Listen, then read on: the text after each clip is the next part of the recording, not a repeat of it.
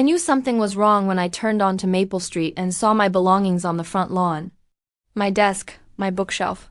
Boxes of clothes, picture frames, my laptop bag all arranged in haphazard piles on the grass, like a yard sale nobody wanted. My neighbor, Mrs. Chun, was standing on her porch, phone in hand, watching with obvious concern. I parked at the curb and got out slowly. The front door was closed. There was something different about it, something that made my stomach drop even before I got close enough to see clearly. A new deadbolt. Shining silver, freshly installed. I tried my key. It didn't fit. The door opened before I could knock. My mother stood there, smiling like she'd just done something wonderful. Behind her, I could see into what used to be my bedroom. It was completely empty. The walls had been repainted a soft yellow. "Mom," I said carefully, "what's going on?" "We're reclaiming our home," she announced. "This is family property now. Your father and I talked about it, and we decided it's time you moved out. You're 32 years old, Diane. It's time to grow up." I stared at her. "This is my house. Technically," my father said, appearing behind her. "But we raised you here. We lived here for 28 years before you bought it. Morally, it belongs to the family. We decide who lives here." The words didn't make sense. I felt like I was having a stroke, like reality had shifted sideways. "I own this house," I said slowly. "I bought it from you 3 years ago.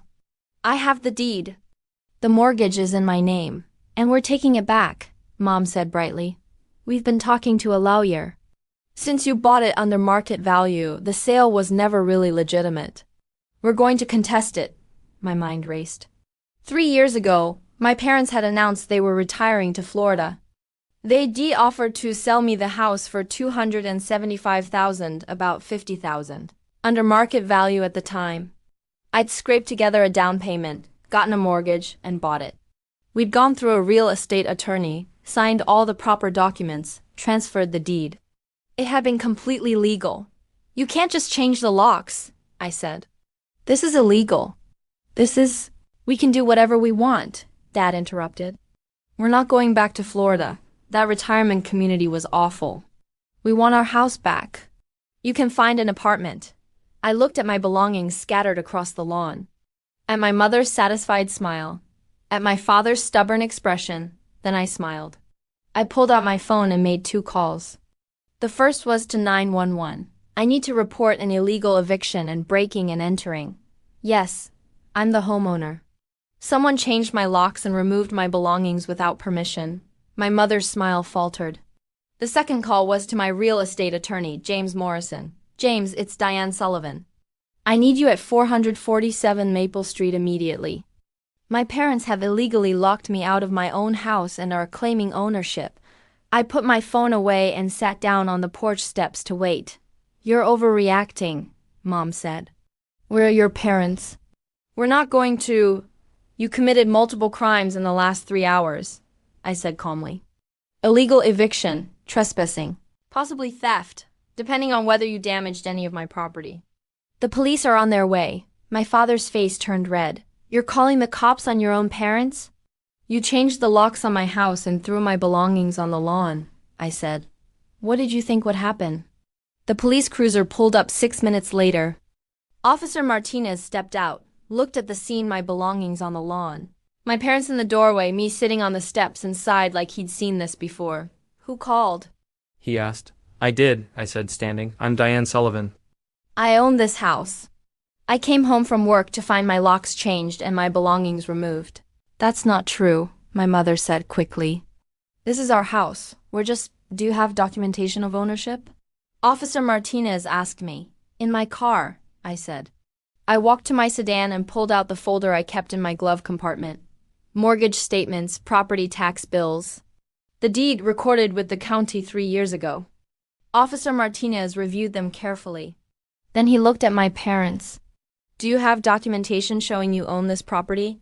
"We lived here for 28 years, Dad said. "We raised our daughter here." That gives you nothing," Officer Martinez said. "According to these documents, Diane Sullivan is the legal owner of this property. You've committed illegal eviction, which is a criminal offense in this state." He looked at me. "Do you want to press charges?" Yes, I said. Diane, please, Mom said, her voice breaking. We're family. You threw my belongings on the lawn and changed my locks, I said. You absolutely can be arrested for that. A second car pulled up. James Morrison, my attorney, stepping out with his own folder of documents. James, I said. Thanks for coming. He nodded to the officer, then looked at my parents. I'm James Morrison, the attorney who handled the property transfer 3 years ago. The sale was completely legitimate. Fair market value at the time was approximately $325,000. The Sullivans sold to their daughter for $275,000, a family discount, but well within acceptable parameters. All documents were properly executed and recorded.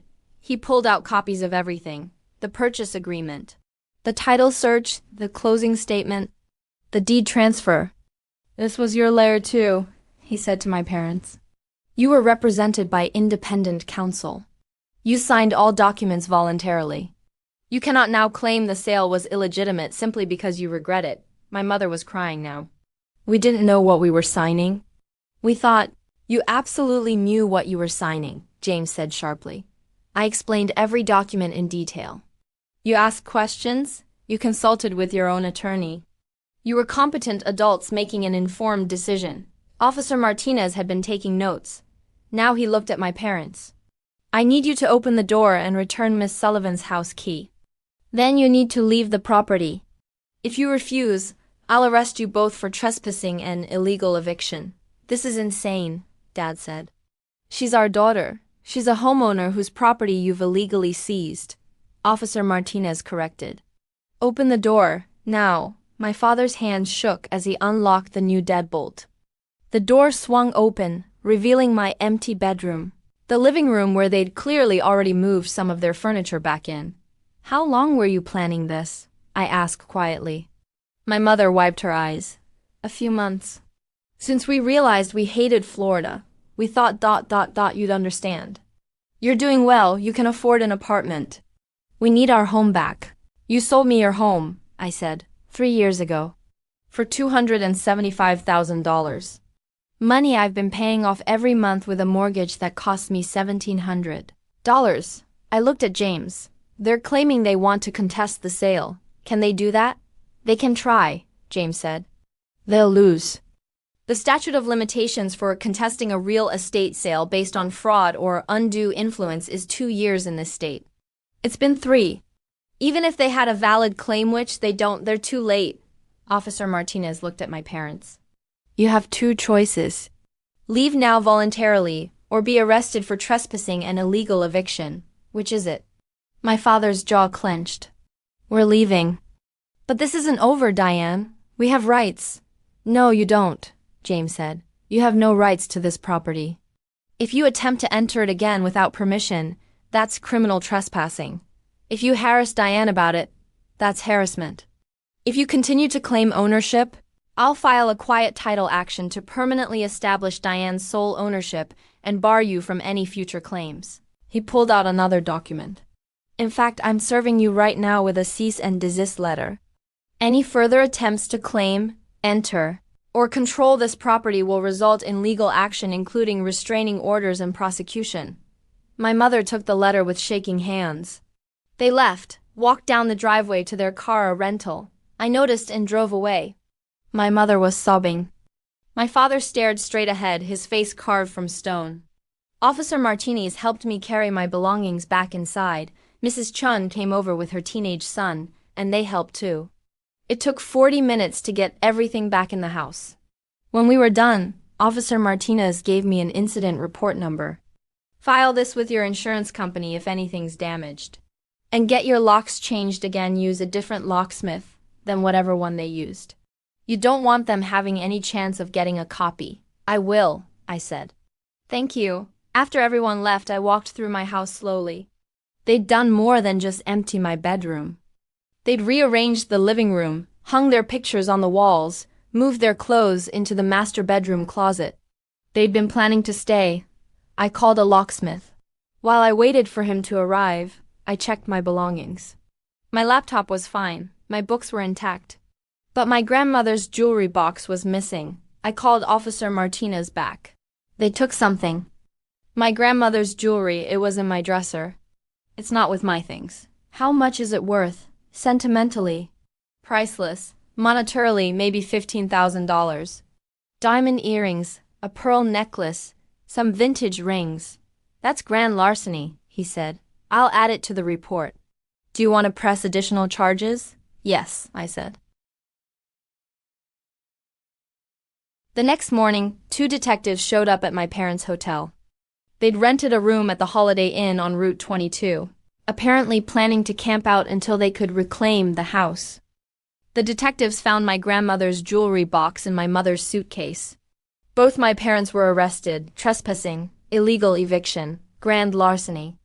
They spent the night in county jail. My brother called me the next morning. What the hell, Diane? Mom and Dad are in jail because of you. They broke into my house, changed my locks, stole my belongings, and tried to steal my property, I said. What did you expect me to do? They're our parents, he said. You should have worked it out as a family. They committed multiple felonies, I said. This isn't a family disagreement. This is crime. They just wanted their house back. It's not their house, I snapped. It's my house. I bought it. I pay for it. They have zero claim to it, legally or morally. You got it cheap, he argued. They gave you a family discount, which they offered, I said, voluntarily, with full legal representation. They can't take it back 3 years later just because they regret moving to Florida. So you're just going to let them stay in jail? They can bail themselves out, I said. I'm not stopping them. He hung up on me. My parents made bail that afternoon. The prosecution called me the next day. Miss Sullivan, I am Assistant District Attorney Karen Wolf. I'm handling your parents' case. I wanted to discuss the charges with you. Okay, I said. We have them on illegal eviction, trespassing, and grand larceny. All 3 are felonies. If convicted, they're looking at potential prison time, probably not much, given their ages and lack of criminal history, but some. However, if you're willing to drop the charges, they'd likely plead to lesser offenses and face probation instead. What do you recommend? I asked. Honestly, I think your parents need consequences, but prison might be excessive. If they agree to plead guilty, return all stolen property, pay restitution for any damages, and sign a legally binding agreement never to contact you or approach your property again, I'd recommend probation and community service. And if they don't agree, then we prosecute to the fullest extent of the law, she said. But that's a long, painful process for everyone involved, including you. I thought about it, about my mother crying, about my father's stubborn face, about the fact that they'd raised me, loved me in their way, even if they'd also betrayed me completely. I'll agree to the plea deal, I said, on 3 conditions. 1, they sign the agreement never to contact me. 2, they pay for all my legal fees and the cost of changing my locks. 3, they publicly acknowledge in writing that I am the sole legal owner of the property, and they have no claim to it whatsoever. I can work with that, Ada Wolf said. The plea hearing was 2 weeks later. My parents stood before the judge, both of them looking 20 years older than they had a month ago. The judge reviewed the plea agreement. Mr. and Mrs. Sullivan, you're pleading guilty to criminal trespassing and attempted theft. In exchange, the felony charges are being dropped. You'll serve 2 years probation, perform 200 hours of community service each, and pay restitution of $8,700 to your daughter. You also agreeing to a no-contact order and signing a document acknowledging your daughter as sole ownership of the property at 447 Maple Street. Do you understand? Yes, Your Honor, they said in unison. Do you agree to these terms? A long pause, then, yes, Your Honor. The judge signed the order. You're very lucky your daughter is being merciful.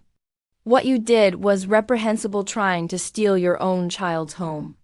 If you violate this agreement in any way, you'll serve the maximum sentence for all original charges. Do you understand? Yes, Your Honor, my mother whispered. They signed the no-contact agreement. They signed the acknowledgement of my ownership. They wrote me a check for $8,700. Then they left the courthouse without looking at me. 6 months passed. I changed everything in the house, repainted, new furniture. Made it completely mine with no trace of their presence. My brother called once, asking me to forgive and forget. I've forgiven them, I said. But I haven't forgotten. And I'm not lifting the no contact order. They're our parents, Diane. They're criminals who tried to steal my house, I corrected. The fact that they're also my parents doesn't change that. He stopped calling after that. A year after the incident, I got a letter. Forwarded through my attorney, in compliance with the no contact order. Dear Diane, I'm writing because your father had a stroke last month. He's in rehabilitation, and the doctors say he'll recover, but it's been hard. I know we can't contact you directly. I know what we did was wrong. But I wanted you to know that we're sorry, truly sorry. We were scared and angry and made terrible choices. We don't expect forgiveness. We just wanted you to know. Love, Mom. I read it 3 times. Then I filed it in a folder marked Legal Sullivan case and didn't respond. 2 weeks later, my attorney called. Your mother wants to know if you received her letter. I did, I said. Do you want to respond? No, I said. The no contact order stays in place. Understood, he said.